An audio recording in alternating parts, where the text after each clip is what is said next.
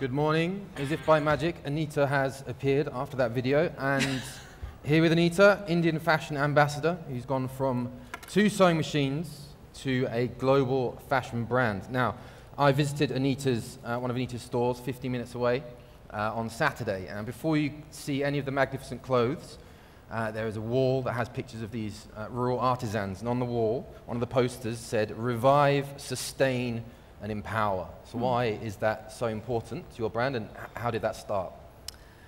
Mark, it's very important because India has a rich legacy of crafts. And I fear that today in India, all of us women in the cities, we are so influenced by global fashion. I think Indian women need to feel a sense of pride with the heritage and the craft of their own country.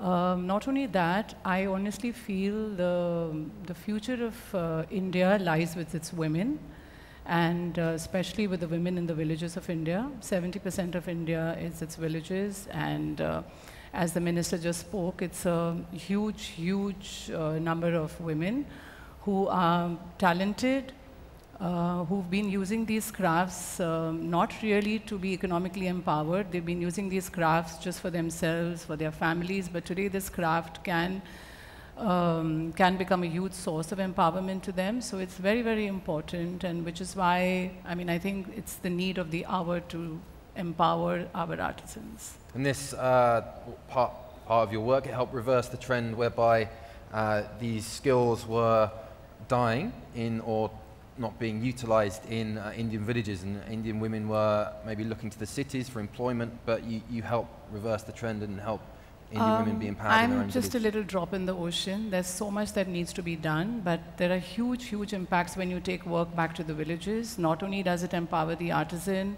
it sustains the craft, it prevents migration into cities. There are just so many impacts. It's sustainable. For me, that's social sustainability.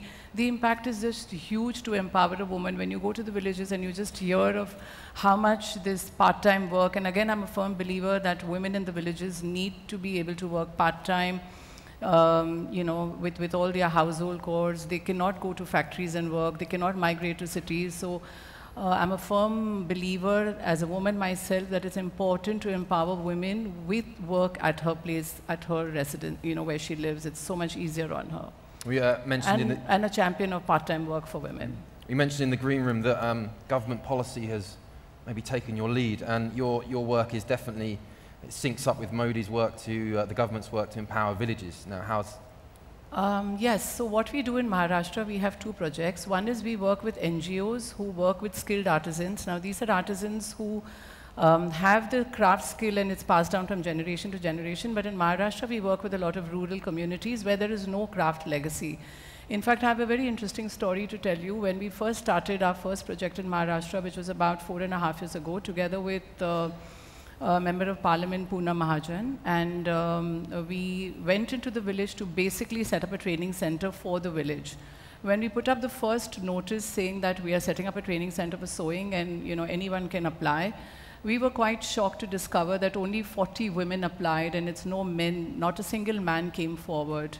Today we have we have 8 such centers with a plan to open 30 more, and which is why I firmly believe that it's the women of this country who will take this country forward, because in all our projects it's only the women who apply, it's not the men who come forward. And how have you seen villages transformed that have been working with you for a number of years when you go back to these villages and see the women? We've just begun this work 4 years ago. Today we've seen the transformation, obviously, when the woman is, earning her own income. It changes her equation with the men, it changes her equation in the village. She's treated with more respect. She has the buying power to buy what she likes. It's a huge game changer for the women. How do you think that your engagement with the rural artisans and women in particular, how do you think that compares to the wider Indian textile industry? Are you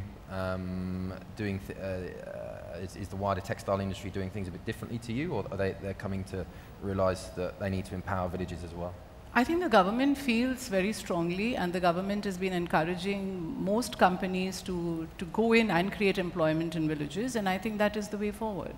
Definitely. So on social sustainability, let's move on to environmental sustainability. Now, we've got a poll for the audience. So a core belief of yours is that your brand is cruelty-free, and hopefully we'll have a poll. Let's see how important it is to you in the audience. Now, unfortunately, Anita, I'm wearing some rather, I think, fetching leather shoes.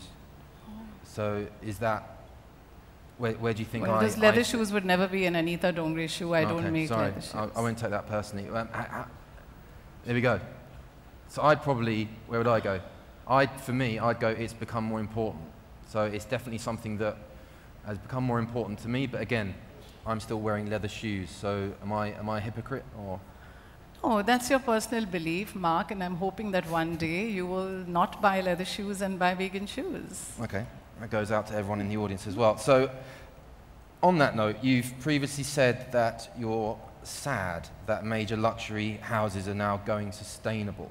But surely this can only be a good thing if major brands are now... No, I think it's a very good thing, but I also think companies need to go sustainable because they believe in it and not because sustainability today has become a fashionable word. And I think companies, the consumer needs to ask for more sustainable goods, which is why I probably guess companies are doing it. And it just makes one feel sad of the fact that there are still companies that exist that use fur, that still practice cruelty towards animals, whether it's animal testing or killing them for fur, for their skin. That makes me feel sad that in today's world that still exists. Yeah. So we won't call out individual brands, but if there is a brand that now says they're sustainable, but a major part of their business builds leather handbags, builds leather whatnot. To me, they're not sustainable then. Interesting. What about fast fashion? So again, we won't call out any brands, but companies that they deliberately build their clothes to be used for one season, and then next season they're different designs, and they're deliberately designed to either break apart or be thrown in the bin.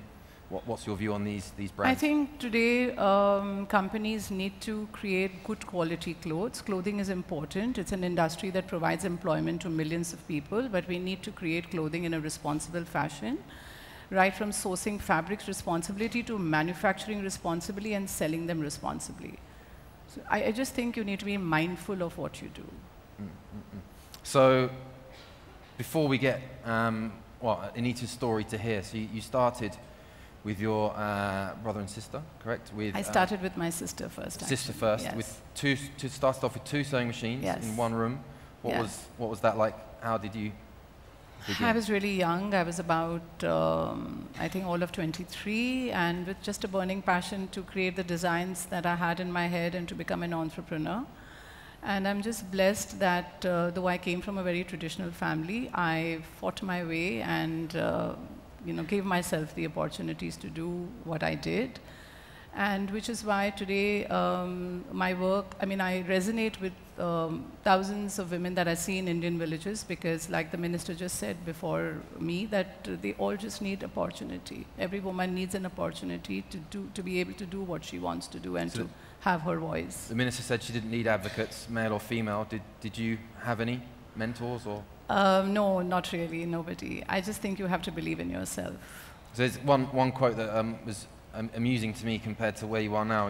Previously you said you came from a place where good girls didn't work. So you're now a global CEO, so that obviously makes you the naughtiest girl in the world. Well, that's what that's what a traditional Indian family was taught 30 years ago. Good girls listened to their parents and got married to the boys of their parents' choice. So did your parents' views evolve as they saw you become? They did. They resisted everything that I did in the few years, but they evolved with time, and they were wonderful after that. And obviously being a woman as well in India, a female CEO, now a very successful one, did you feel like you had to work twice as hard to go half as far? That's a quote from Michelle Obama. Does that sort of resonate with you? I don't really think so. I've never ever felt, ever since I got into the business from day one, that I was a woman. I think when you work, gender just doesn't play an issue. You just work for the sake of work. And launching your own business, a quote that sticks with me.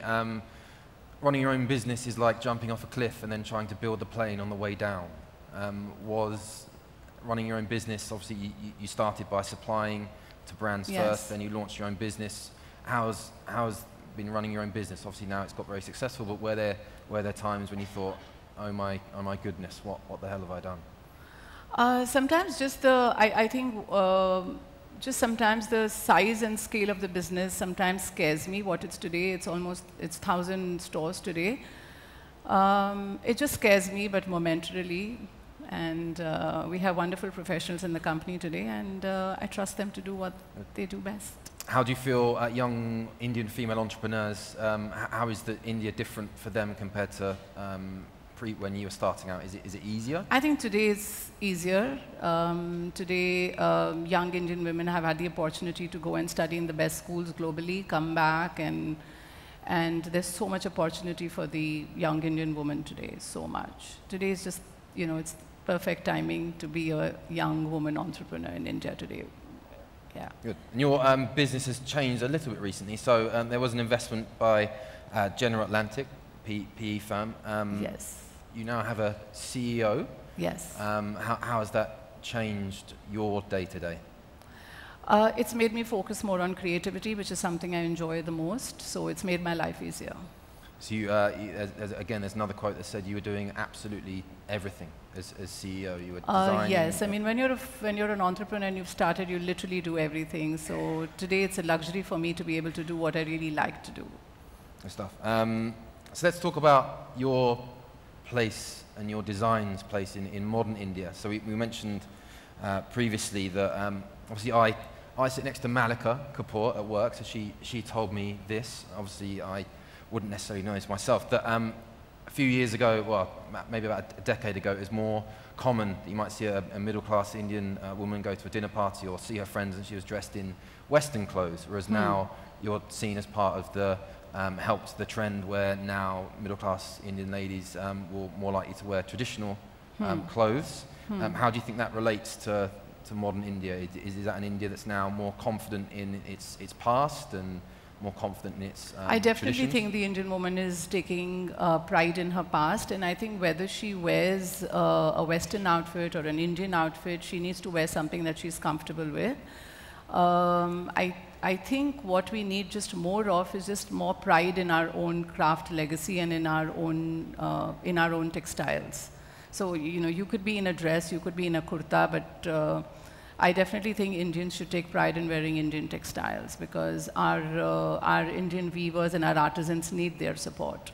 So, I mean, I'm in a dress, but it's a hand-woven dress by a master weaver. So, I think taking pride in our textile base is more important. Definitely. And then had a striking photo of Beyonce on there, if we could get that back up. So, in non-Indian ladies and men, wearing your designs. Now there is a vocal minority in the West, mainly America, that use the term cultural appropriation. So a person who believes in that might be annoyed that Beyonce is wearing something from India. How do you feel about that? I mean, she's wearing a mang tikka, which is a very classic Indian piece of jewelry, and I think it looks beautiful on her. And I think in today's global world where you, I mean, you have a Starbucks and a McDonald's in India, you have an idli dosa in New York. I would say it's the same with fashion. I think if a woman anywhere in the world wants to wear, whether it's an Indian lehenga choli or a sari or an Indian piece of jewelry, I definitely don't think it's cultural misappropriation. It's up to her to dress how she likes. I mean, then the Indian woman is also wearing a Western dress. You're wearing a suit, where did that come from? So, you know, it doesn't matter. I don't think that's cultural misappropriation at all. I think everybody should just wear what they like to wear. Oh yeah, and researching cultural appropriation, I found out that ties come from Croatia. So I hope there's no Croatians in the crowd who are annoyed by my tie. I feel flattered when women in the West wear our traditional costume. Today we have a store in New York, and I just love it when Americans come in and buy the lehenga choli and the sari to wear to Indian weddings, because Indian weddings have become such a big thing all over the world. And I think it's something you feel happy about. Certainly makes me happy. Good. So maybe let's, a few minutes left, talk about your future plans for the business. Where do you see the business going? Obviously, you've got the CEO who can take care of the more business side. You can focus on the design side. Where do you see the business going? I just see the company focusing a lot more today on grassroots, which is the label that we have to empower the craftswomen of India. We have quite a few grassroots stores opening up next year. And my firm belief is towards grassroots. How about Indian design? How do you see that evolving, and Indian fashion? Where do you see that going broadly? I think the Indian fashion industry today is at a wonderful stage. I think globally a lot of companies are looking at India, and I would really like to see Indian fashion on the global map in let's say in the next 5 years, and I think that will happen for sure.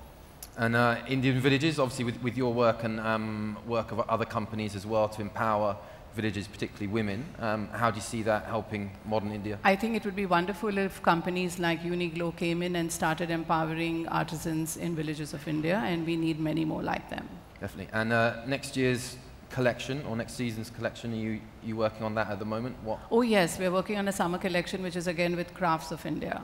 So how your design process, how does that work? You'll travel around India, you'll take inspiration, or maybe from other places as well, and where do you take inspiration from? I think here when we're working on the next collection, specifically with artisans, it's not about taking inspiration by what they do. It's actually going into the village, understanding their craft, and understanding how you can use that craft to make it wearable to the consumer. So today today that's what my focus is, and that's what the artisans need. They just need design intervention from qualified designers who know how to translate their craft into something that you would like, or somebody else in the audience would like and buy.